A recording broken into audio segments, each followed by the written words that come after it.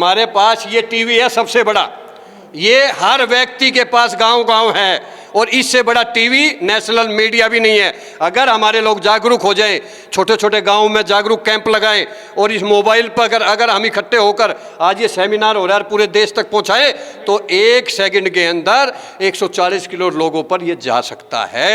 आज तक इस देश के अंदर वो 15% में एक आदमी दिखा दीजिए मुझे जिसने आज तक इतनी डिग्रियां ली हो, जो विदेश तक के अंदर पूजा जाता है। ये तो हमारे देश का दुर्भाग्य है। अगर बाबा साहब अमेरिका में पैदा होते तो आज अमेरिका के बाइडेन की जगह राष्ट्रपति बने बैठे होते। कहीं ना कहीं मीडिया के माध्यम से, आरएसएस के माध्यम से कहीं ना कहीं जो है हम लोगों को बांटा जा रहा है। हिंदू राष्ट्र के नाम पर, मंदिर मस्जिद के नाम पर, कहीं SC ST OBC को आपस में लड़ाया जा रहा है।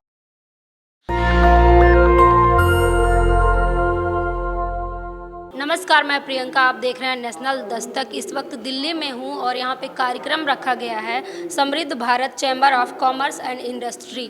तो इस कार्यक्रम के माध्यम से आपको पता चलेगा कि बहुजन बिजनेस भी कर सकता है, बहुजन व्यापार को भी कर सकता है और व्यापार में बड़े आराम से सफलता भी पा सकता है। हमारे साथ सर हैं, उनसे बातचीत करेंगे। सर, इस कार्यक्रम के माध्यम से कैसे बहुजन जान सकता है, इसमें जुड़ सकता है? प्रियंका, मैं सर नहीं हूँ, मैं अनिल कुमार पटेल।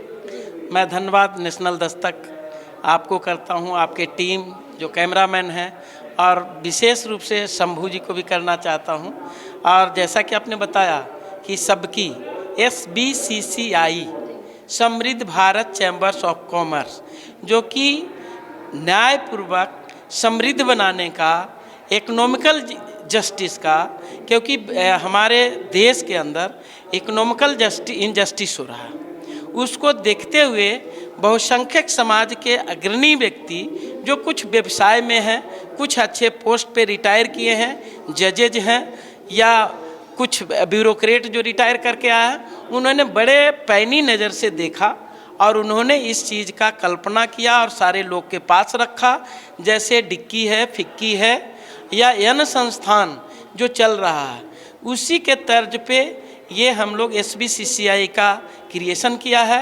हम चाहते हैं कि जितने भी SC ST OBC माइनॉरिटी के लोग हैं, जो बिजनेसमैन हैं, एक अम्ब्रेला के अंदर आएँ और अपने व्यवसाय को बढ़ाएं। क्योंकि आपको पता है कि आज के डेट में जॉब जो है, हमारे जो बहुसंख्यक समाज बोलते हैं, जिसकी आबादी पूर्ण रूप से यहाँ 90% है, उनके पास उनके गार्जियन, जैसे अभी आपने अंदर भी सुना कि लगभग लोग व्यवसाय के दरकिनार करते हैं और मैक्सिमम लोग गवर्नमेंट सर्वेंट बनाना चाहते हैं, चाहे वो 4th ग्रेड का क्यों न हो। और ये बड़ी चैलेंज देखा और इस चैलेंज को देखते हुए उन्होंने इसका क्रिएशन किया सबकी का, और इसके अंदर काफ़ी सारे लोग, पूरे देश में इसका प्रचार प्रसार चल रहा है। आज जो कार्यक्रम था, साहू जी महाराज के जयंती कल है, लेकिन एक दिन पहले, चूँकि आप जानते हैं कि दिल्ली में कमेरे वर्ग के लोग पूरे देश के यहाँ रहते हैं, और आपने अंदर भी देखा कि जो हमारे हॉल है, सभागार है इंजीनियर एसोसिएशन, उसमें पूरी कुर्सियाँ भर के बाहर अंदर भी सारे लोग थे। ये मेरा कहने का मतलब है कि सारे पूरे देश के लोग थे। वो देश के नौजवान, वो महिलाएं जो अपने बच्चे को कभी व्यवसाय करने के प्रेरित नहीं कर रहे हैं, उनके सौजन से कई सारे माननीय आदरणीय अधिकारी हैं जो MSME का आपने अभी भी सुना, उन सब का प्रेरित करना है, हम लोग को प्रेरित करना है कि लोग, बहुसंख्यक समाज के लोग जागो। और कैरियर में तो ख़त्म हो चुका, कॉन्ट्रैक्चुअल जॉब है, और कॉन्ट्रैक्चुअल में भी इसमें हम लोग को मांग है कि जो कॉन्ट्रैक्ट में भी है उन सब की हमारी रिजर्वेशन की तरह इसमें भी पॉलिसी लाया जाए, और OBC SC ST और माइनॉरिटी के आपके दिमाग में कब आया कि इस तरह से चीज़ें की जाएं ताकि बहुजन समाज आगे बढ़े? देखिए, मैं पे बैक टू सोसाइटी के लिए सन 2007 से लगा हूँ, और एक अलग भी चैम्बर्स ऑफ कॉमर्स जो किसी जाति विशेष का था, उससे फिर हुआ कि हमें और बड़ा करना है, तो हमने समृद्ध भारत चैम्बर्स ऑफ कॉमर्स का किया। तो हमारे ब्लड में है कि पे बैक सोसाइटी करना है। एक हमारा छोटा सा प्रयास है जिसके थ्रू मैं देश में जा कर के जो युवा हैं, जो बेरोजगार हैं, उन लोग को कुटीर उद्योग लगाने के लिए MSME के तहत लोगों को फंडिंग, हमारे जैसा कि संगठन है, 2-3 और भी चीज़ है, जैसा हमारे CA साहब ने भी बताया वहाँ मंच से कि हम लोग छोटे छोटे अमाउंट लोन भी देते हैं। एक अलग शाखा शाखा खोल रखा है और ये इसके अंदर हम लोग बिजनेसमैन को जोड़ करके पूरे देश में अपने बिजनेस चेन को डेवलप करने के लिए, मदद करने के लिए, कानूनी प्रक्रिया को दिलाने के लिए, ये सारे चीज़ के लिए हम लोग ने इसको स्टार्ट किया है। जी, सरकार जहां बड़े बड़े दावे करती है, डंका बजाती है, वहीं बहुजन समाज व्यापार में अछूता कैसे रह गया? देखिए, सरकार की नीयत अगर साफ होता तो हम लोग ये SBCCI थोड़े न बनाते। नीयत खराब होने की वजह से, लेकिन हम लोग इतने ताकतवर बना लेंगे इस संगठन को कि जिससे कोई भी सरकार हो, आज जिनका सरकार है उनको भी, जो आगे सरकार बनेगा उनको भी, डेमोक्रेटिक प्रणाली है, हर 5 साल में चुनाव होता है, सरकार बदलती है, स्टेबल भी रहती है 2-3 बार के लिए, तो जो भी सरकार आएगा तो उनको घुटना टेकना पड़ेगा, क्योंकि हम लोग समृद्ध करने की प्लान थामा है, हमारे लोग पूरे देश चला रहे हैं और सत्ता के एक जो प्रमुख स्तंभ व्यवसायिक है, इसी से सारे कड़ी निकलेगा, इसी से लोग जज भी बनेंगे, यहीं से जाकर के पूंजीपति भी बनेंगे, इसी से ब्यूरोक्रेट भी बनेंगे, इसी से समस्त जो चारों सत्ता का स्तंभ, जैसे मीडिया है, आप लोग मीडिया कर्मी हैं, आज आपने देखा इतनी बड़ी ऑर्गेनाइजेशन को किसी नेशनल मीडिया ने कवर नहीं किया और हम लोग डिफेंड हैं आप लोग जैसे पे, आप लोग का अच्छा व्यूअर है और मैं सब लोग को ये भी कहूँगा कि नेशनल दस्तक को भी ज़्यादा से ज़्यादा सब्सक्राइब करें, लाइक करें, ये हमारा प्रयास है, क्योंकि ये नेशनल दस्तक भी हमारा बहुसंख्यक समाज का है। तो मीडिया क्यों नहीं कवर करती? आप लोगों को क्या लगता है कि ऐसे कार्यक्रम में मीडिया क्यों नहीं आना चाहती? मैं इसी बात को बोलूं कि आप ये देखें कि मीडिया के अंदर है कौन, आपको अपॉर्चुनिटी मिला, हमारे बहुसंख्यक समाज के लोग मीडिया में नगण्य हैं, हमारी भागीदारी नहीं है, हमारे ब्यूरोक्रेसी में है, व्यवसाय में नहीं है, ब्यूरोक्रेट को भी कहीं ना कहीं अच्छे अम्ब्रेला नहीं मिलता, उनको भी क्रश किया जाता है और उसके बाद व्यवसाय में तो कुछ है ही नहीं, हमारे पास पॉलिसी नहीं है। मैं जेम का भी एक्सपर्ट हूँ, जो कि प्रधानमंत्री का गवर्नमेंट ई मार्केट पोर्टल है, उसका मैं बहुत अच्छा जानकार हूँ। उसमें मैंने देखा कॉलम कि ये पूछते तो हैं कि ओबीसी जनरल, लेकिन ओबीसी के लिए कोई पॉलिसी नहीं है। ये मैं आंखों देखी बात बुला रहा हूँ, हो सकता है कि वहाँ पे लोग स्किप किए होंगे, लेकिन ओबीसी आप जब देखेंगे किसी इंटरप्रेन्योर का वहाँ रजिस्ट्रेशन जो कि जेम में होता है, तो वहाँ ओबीसी का है, बट उसमें ओबीसी की कोई क्राइटेरिया नहीं, कोई मानदंड नहीं है, कोई किसी तरह के पॉलिसी मेकिंग नहीं है। क्या कहेंगे सर, जिस प्रकार से जब बहुजन समाज बिजनेस व्यापार में आना चाहता है तो कहीं ना कहीं उसके साथ फ्रॉड हो जाता है, वो हताश हो जाता है और आगे व्यापार कर ही नहीं पाता?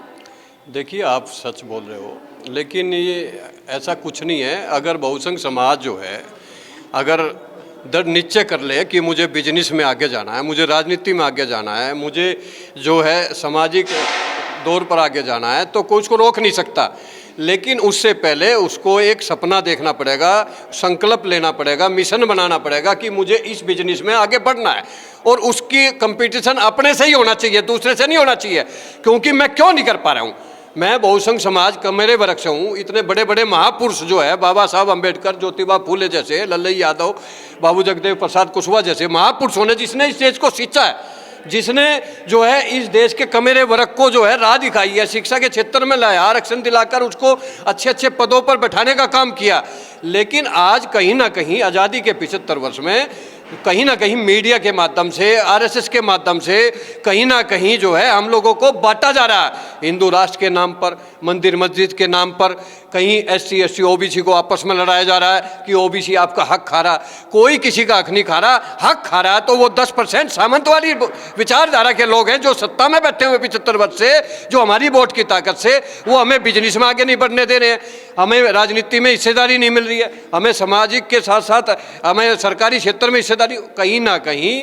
आज अगर बाबा साहब का संविधान पेवर लागू हो जाए तो इस देश के अंदर बहुसंख्यक समाज को 90% हिस्सेदारी कहीं सरकारी, राजनीति, सामाजिक तौर पर सब मिल जाएगी। लेकिन ये लोग संविधान का खिलवाड़ करने वाले लोग हैं, संविधान को मानते नहीं है। कहीं ना कहीं आज EVM द्वारा वोट की ताकत जो बाबा साहब ने दी थी वो खत्म कर दी।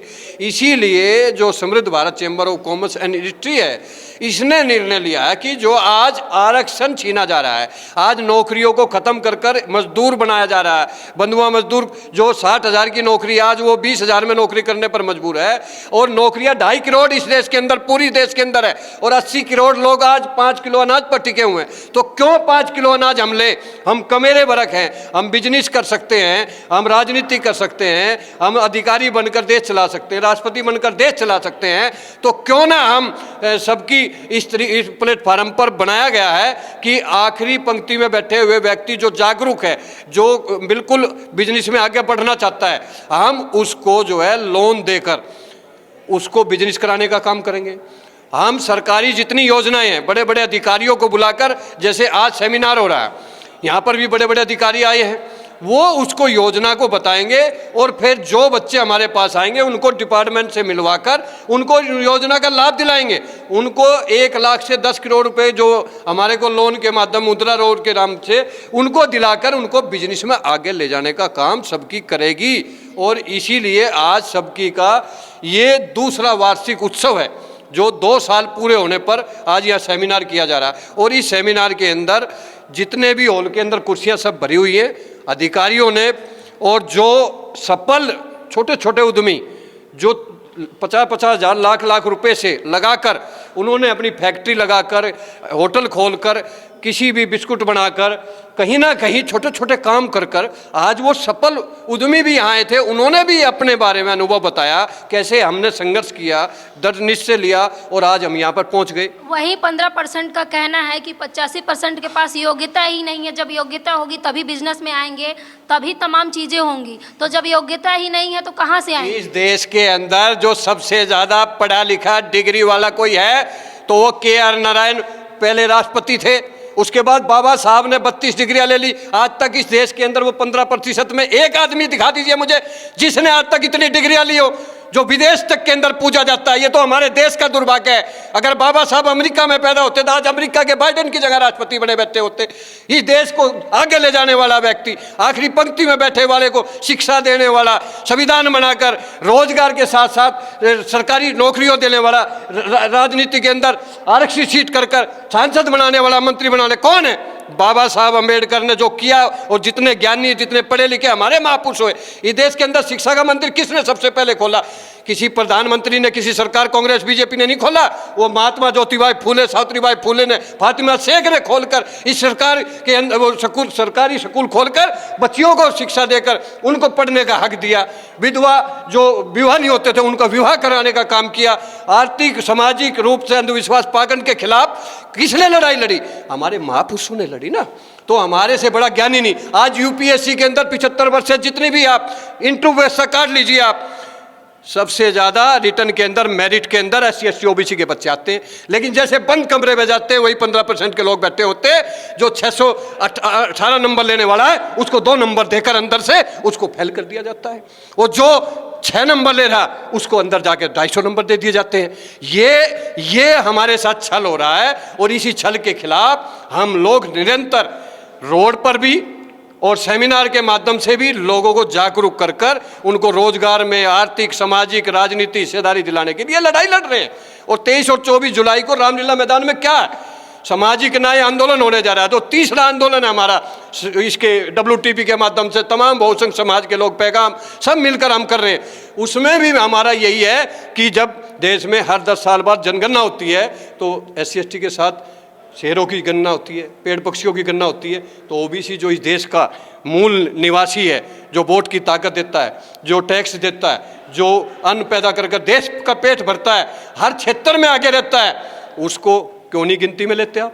प्रधानमंत्री भी तो देश का पेट भर रहे हैं। देखिए राशन दे रहे हैं, फ्री घर घर बांट रहे हैं। देखिए प्रधानमंत्री अडानी अंबानी का पेट भर रहा है, हमारा मोदी और अमित शाह का पेट भर रहा है। हमारा तो पेट काट रहा है। वो कहते हैं सबका साथ सबका विकास, हम कहते हैं 15 का विकास और 85 का विनाश। ये सरकार चल रही है आज। हम कब कहते हैं कि वो नहीं कर रहे? वो तो अडानी अंबानी को दे रहे, सारे देश के अंदर पेट भर रहे हैं उसका। इसीलिए हम कहना चाहते हैं आज इस देश के अंदर जो गोदी मीडिया जो पैकेज से डरती है, जो पैकेज लेती है कई लाखों करोड़ों का, वो हमारे को जो है नहीं दिखाती है। और जो झूठ है उसको सुबह से शाम तक दिखाती है, जैसे लोगों के माइंड को वॉश करने का काम कर रहे हैं। इसलिए हम लोग रोड पर भी, रामलीला मैदान पर भी, जंतर मंतर पर भी हम निरंतर संघर्ष कर रहे हैं। और आने वाले 24 से पहले हम बहुसंख्य समाज को इकट्ठा कर कर हम ईवीएम हटाकर देश बचाने का, और ईवीएम हटाओ संविधान बचाओ, और ओबीसी जातिवार जनगणना के साथ देश के सभी 140 करोड़ लोगों की जनगणना कराओ। उसके कैसे 3% की भी कराओ। कैसे 90% कब्जा जमा कैसे कैसे बहुजन समाज को आप जागरूक करेंगे? ना आपके पास टीवी है, ना अखबार है, कैसे जागरूक करेंगे आप? हमारे पास ये टीवी है सबसे बड़ा, ये हर व्यक्ति के पास गांव-गांव है, और इससे बड़ा टीवी नेशनल मीडिया भी नहीं है। अगर हमारे लोग जागरूक हो जाएं, छोटे छोटे गांव में जागरूक कैंप लगाएं, और इस मोबाइल पर अगर हम इकट्ठे होकर आज ये सेमिनार हो रहा है पूरे देश तक पहुंचाएं, तो 1 सेकंड के अंदर 140 करोड़ लोगों पर ये जा सकता है। इसलिए हमें नेशनल मीडिया की चिंता नहीं करनी है। हमें अपने नेशनल दस्तक जैसे जितने भी चैनल हैं, समृद्ध भारत है, वॉइस ऑफ पीपल है, जो हमारे बहुसंख्य समाज के चैनल है, उनको आर्थिक सामाजिक सब्सक्राइब कर उनको मजबूत करना है, ताकि वो लोग नेशनल बने और देश की सच्चाई को देश के लोगों के सामने लाने का काम करें। ये हमारी लड़ाई है हमारी। तो आप लोग देख सकते हैं कि पढ़ेगा बहुजन तभी बढ़ेगा बहुजन, लेकिन व्यापार करेगा तभी बढ़ेगा बहुजन, क्योंकि व्यापार में बहुजन समाज की भागीदारी नहीं है, जीरो के बराबर है। क्योंकि बहुजन समाज अभी भी डगमगाया हुआ है, डरा हुआ है, क्योंकि उसे अभी व्यापार में बहुत समय लगने वाला है, क्योंकि वो लोग अभी भी पढ़ाई लिखाई उतनी अच्छी नहीं कर पा रहे हैं, ना ही उनको उस लेवल की पढ़ाई लिखाई करवाई जा रही है सरकार की तरफ से। इस खबर पर आपकी क्या राय है, हमें कमेंट बॉक्स में ज़रूर बताएं। धन्यवाद। नेशनल दस्तक की आपसे गुजारिश है कि अगर इसको बचाना चाहते हैं तो नेशनल दस्तक को सब्सक्राइब करने के लिए रेड कलर के सब्सक्राइब बटन को दबाएं, फिर बेल आइकन की घंटी दबाएं। नेशनल दस्तक को बचाने के लिए बहुत जरूरी है कि हर खबर को शेयर करें, लाइक करें, कमेंट जरूर करें।